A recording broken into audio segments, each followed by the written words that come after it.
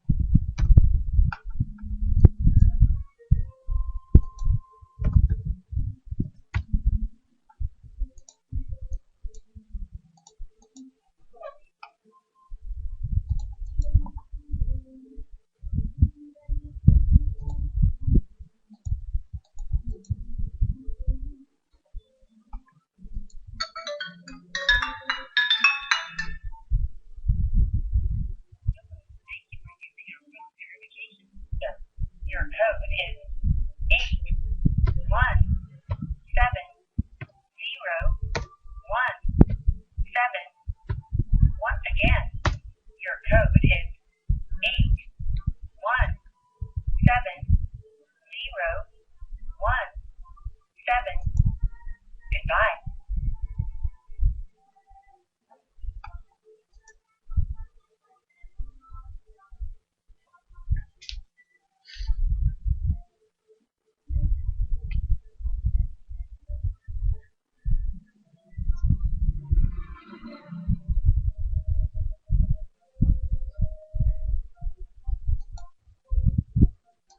ឥឡូវនេះយើងបានបង្កើត Gmail មួយហើយឥឡូវយើងចូលទៅ YouTube ហ្មងទៅកុំឲ្យមកយូរ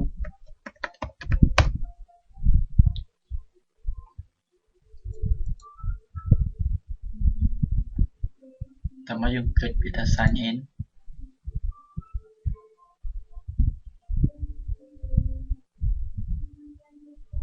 ឥឡូវនេះ you are now registered with YouTube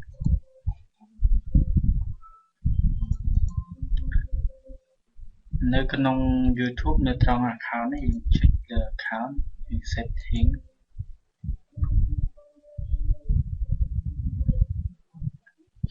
បន្តមកចុចនេះត្រង់ overview account information name សុខហេង111122@gmail.com យើងជ្រើសរើសយកពី create a channel ចុចពីថា continue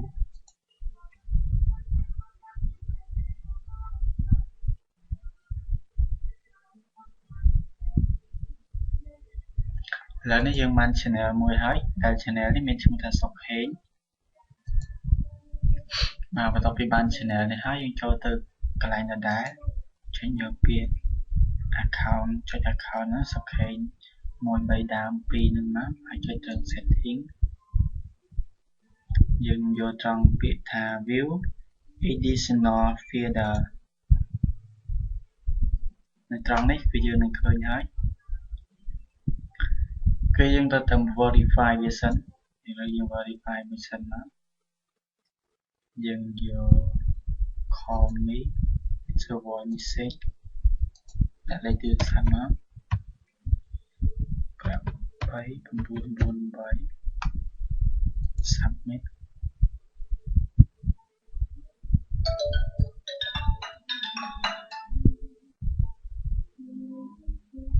Hello, thank you for using our phone verification system. Your code is 5260110.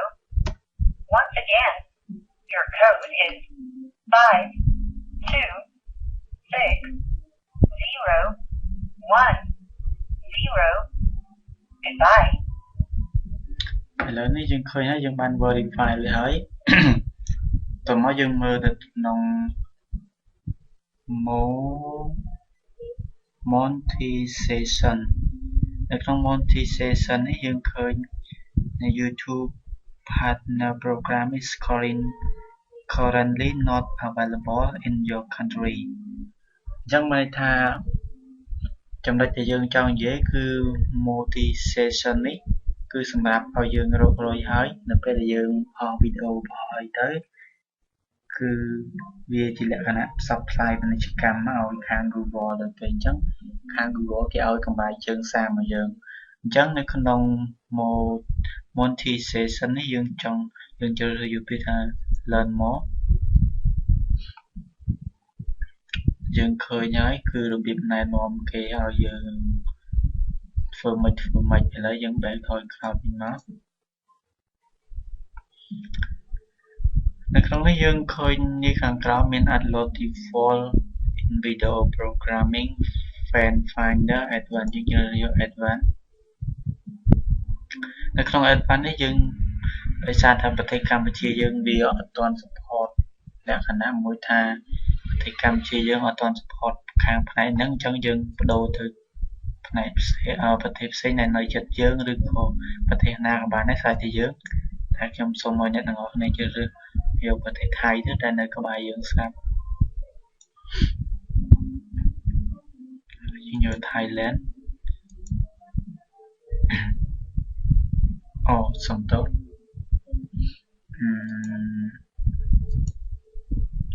ដោយសារតែមិញខ្ញុំឡងឥឡូវសូមថយក្រោយនេះសិន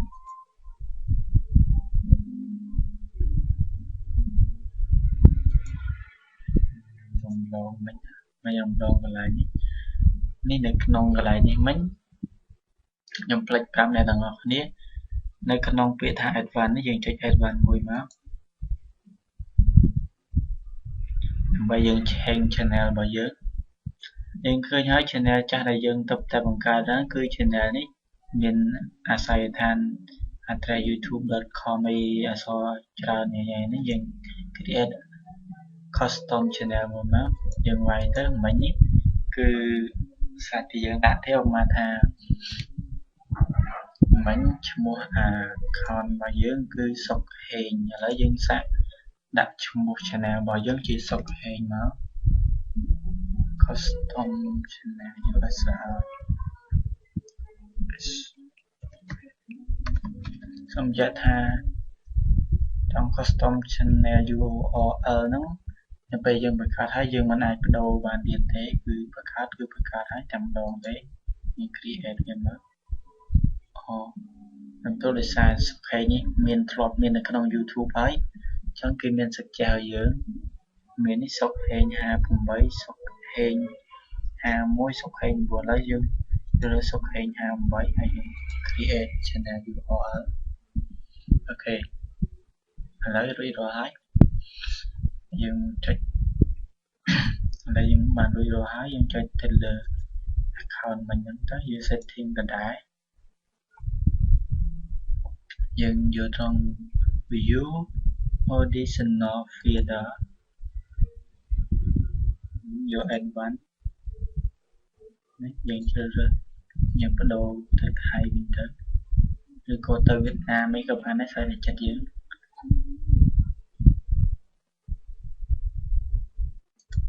យកថៃមកហើយយើងវាយ channel របស់យើងវិញមក S សុកហេង58តមកខាងក្រោមនេះយើងមិនបាច់វាយដល់អីទាំងអស់កុំឲ្យញ៉ៃច្រើនហើយយើងចុចវា save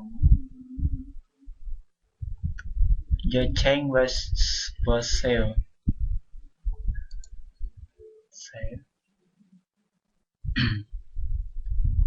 ឥឡូវយើងមកចុចត្រង់ status and feeder នេះម្ដងយើងឃើញហើយគឺមុនហ្នឹងយើងមុននឹងយើងបានចូលកន្លែង L1 ហ្នឹងយើងបានឃើញត្រង់ monetization នេះគឺមាន cloud ខ្មៅ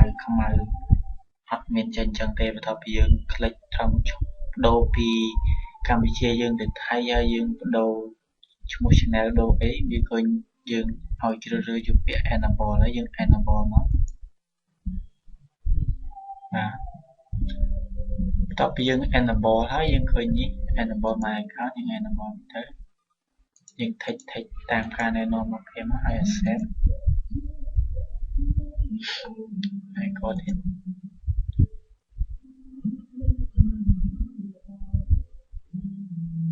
ឥឡូវយើងឃើញហើយគឺ0វីដេអូយើងមិនទាន់បាន account របស់យើងទៅបង្កើតបានថ្មីអញ្ចឹងវីដេអូ3មួយយើងមិនទាន់បានផុសដែរឥឡូវយើងបានប៉ុណ្្នឹងហើយយើងចូលទៅ account mình ម្ដងទៀតចូលកន្លែងម្ដងទៀតត្រង់ view free edition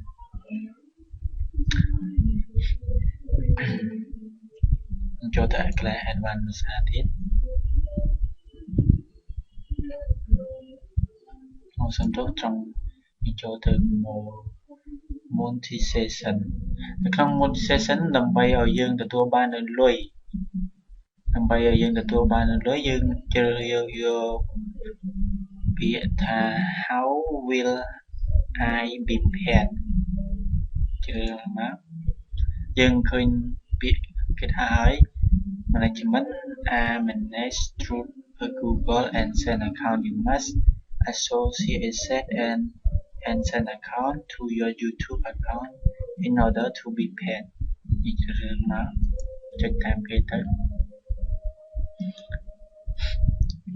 នេ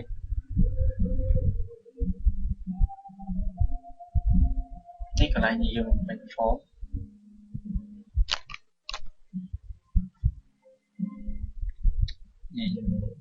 យើងយក yes process to Google account and sign in យកបាយ password យើងមិនណា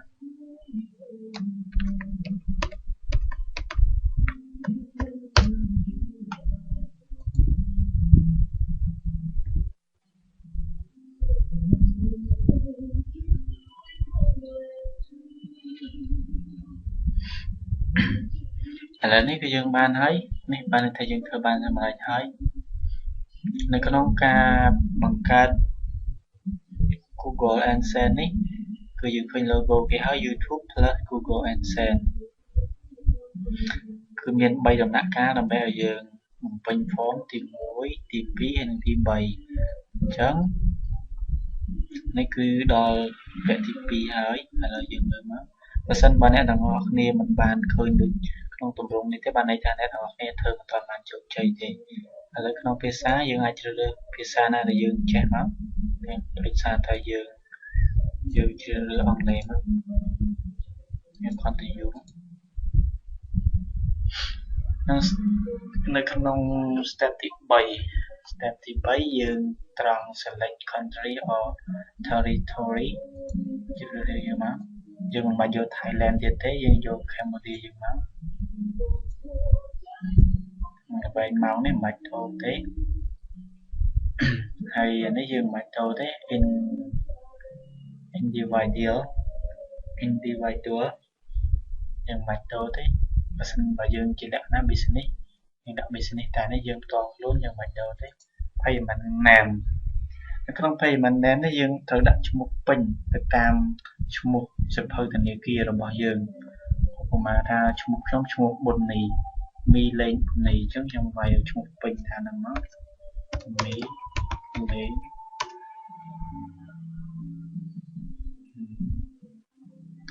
ប៊ុននី street address 8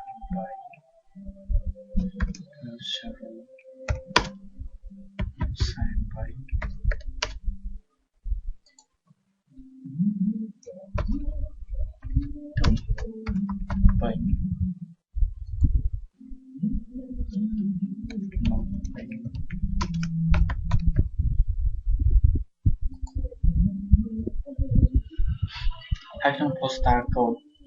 ប្រហែលជាអ្នកទាំងអស់គ្នាអាចនឹងមានទាំងអស់ខ្លះចង់តាក់ទងនឹង postal code យើងមិនដឹងថា postal code នោះស្អីគេទេតាមពិតទៅ postal code ហ្នឹងគឺជាលេខកូដប្រៃសណីយ៍របស់យើងនៅក្នុងប្រទេសរបស់យើងឥឡូវយើងឧបមាថាខ្ញុំរស់នៅក្នុងខណ្ឌភ្នំពេញអញ្ចឹងយើងចូលទៅក្នុង Google search វាយពាក្យថា PA ភ្នំពេញ postal code postal code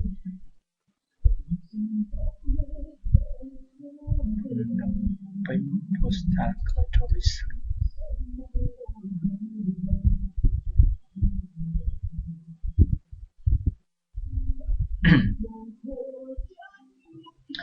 នេះគឺក្នុង website នេះ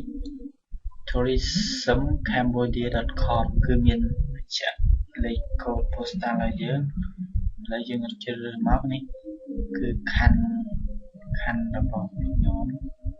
គឺខណ្ឌភ្នំពេញស្ថិតនៅសង្កាត់សាកដាល2អញ្ចឹងជ្រើសរើសមក1205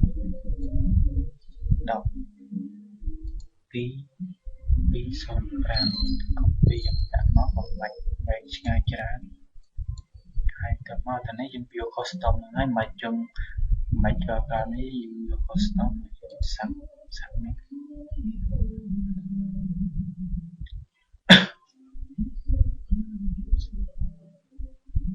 បាទឥឡូវនេះឃើញថាយើងជោគជ័យហើយនៅពេលនេះគឺយើងមាន account មួយដែលជា account Google AdSense អញ្ចឹងនៅក្នុង YouTube នេះក្នុង account មួយនេះយើងអាចនិយាយបានថាយើងអាចរកលុយបានដោយការបង្ហោះវីដេអូហើយវីដេអូរបស់យើងត្រូវតែជាវីដេអូរបស់ខ្លួនយើងហើយជាយើងអ្នកបង្កើតផ្ទាល់ហើយមិនមែនជាវីដេអូដែល copy ឬក៏ download មកពី website ផ្សេងយកមកផុសឬក៏ download ពី YouTube ហើយយកមកផុសទេនៅពេលដែលយើងយកវីដេអូចឹងមកផុស Google នឹងមិនឲ្យកម្រៃជើងសារដល់យើងទេអញ្ចឹងហើយយើងត្រូវតែជាវីដេអូដែលយើងបង្កើតឡើងខ្លួនយើងឬក៏ជាវីដេអូដែលយើងកែច្នៃខ្លួនយើងធ្វើម៉េចដែលមិនមែនជាការចម្លងរបស់អ្នកដទៃឥឡូវយើងចង់ដឹងថា account យើងបានហើយមិនបានយើងមើលត្រង់នេះមក status and feeder នឹងឃើញហើយគឺមានការផ្លាស់ប្ដូរហើយដោយសារតែយើងបានផ្លាស់ប្ដូរពី account ធម្មតា email ធម្មតាមកជា email AdSense យើងឃើញហើយខ្ញុំភ្លេចប្រាប់អ្នកនរគ្នាទាំងថាយើងអាចបង្កើត Google AdSense នេះបានដើម្បីរកលុយពី YouTube បានលុះត្រាតែចំណុចចង់និយាយថាលុះត្រាតែយើងនៅក្នុងស្ថានភាពមួយដែល account របស់យើងជាពណ៌នេះជាពណ៌យើងអាចនិយាយបានថាជាពណ៌បៃតងមិនមែនជាពណ៌ផ្សេងដែលគេហៅថានេះគឺ good standing ប្រសិនបើយើង account របស់យើងបើកមកនេះត្រង់ status and feeder នេះមកចេញមានពណ៌ផ្សេងដែរគេដាក់អក្សរថា bad standing ឯអាហ្នឹងគឺយើងមិនអាចបង្កើត account នឹងបានទេទាមទារឲ្យយើងធ្វើការបង្កើតថ្មីមួយផ្សេងទៀតហើយឥឡូវយើងឃើញ account យើងទៅបង្កើតទេតែឥឡូវនេះគឺមើល គឺ good standing good standing ហើយ stand ហើយtrong motivation នេះយើងឃើញមានអានេះពីចិត្តចេញពណ៌ខៀវហើយមូលហេតុអីបានដោយសារចិត្តចេញពណ៌ខៀវដោយសារតែ account យើងមិនទាន់បានផុសវីដេអូថ្មីវីដេអូអីមួយទេហើយសូមបញ្ជាក់ថាយើងនៅពេលដែលយើងផុសវីដេអូទោះបីយើងប្រហែលថាយើងបង្កើតថ្ងៃនេះហើយយើងបង្ហោះថ្ងៃនេះក៏អត់ទាន់បានកម្រៃយើងសារដែរលុះត្រាតែ account នេះបានបង្កើតរយៈពេលចាប់ពីរាប់ពីថ្ងៃនេះទៅរហូតដល់មួយអាទិត្យក្រោយបាន account នឹងចាប់ដើមដំណើរការមិនមែនមានន័យថា account នេះបង្កើតបរាជ័យទេគឺបង្កើតបានជោគជ័យហើយប៉ុន្តែខាង Google គេទាមទារគឺលក្ខខណ្ឌអញ្ចឹងគឺតាមមួយអាទិត្យក្រោយពេលបង្កើតបានអាចដំណើរការកម្រៃជើងសារនឹងបានអញ្ចឹងខ្ញុំនឹងឃើញថាអ្នកទាំងអស់គ្នានឹងជោគជ័យដូចខ្ញុំបានធ្វើអរគុណលោកអ្នកដែលបានទស្សនាវីដេអូនេះហើយកុំភ្លេច Subscribe ទៅកាន់ Channel YouTube របស់ខ្ញុំដើម្បីទទួលបានអ្វីៗដែលថ្មីដែលខ្ញុំចែករំលែកដល់អ្នកនាងសូមបញ្ជាក់ថារបៀបបង្កើតនេះគឺមានអ្នកខ្លះគេរហូតដល់បើកសាលាបង្រៀនដើម្បីយកលុយអីតែនេះខ្ញុំចែកចាយជូនអ្នកទាំងអស់គ្នាទាំងដោយមិនគិតអីទេ សម្រាប់អ្នកដែលបង្កើតទៅជួបបញ្ហាត្រង់នេះត្រង់នោះអាច comment ពីក្រោមវីដេអូហើយខ្ញុំនឹងផ្ដល់នៅចម្លើយតាមថាខ្ញុំអាចធ្វើទៅបានតាមពេលវេលាដែលខ្ញុំមានខ្ញុំនឹងផ្ដល់ចម្លើយជូនភ្លាមឬក៏ពេលណាដែលខ្ញុំមានខ្ញុំនឹងផ្ដល់ចម្លើយជូនអរគុណជម្រាបលាអ្នកទាំងអស់គ្នា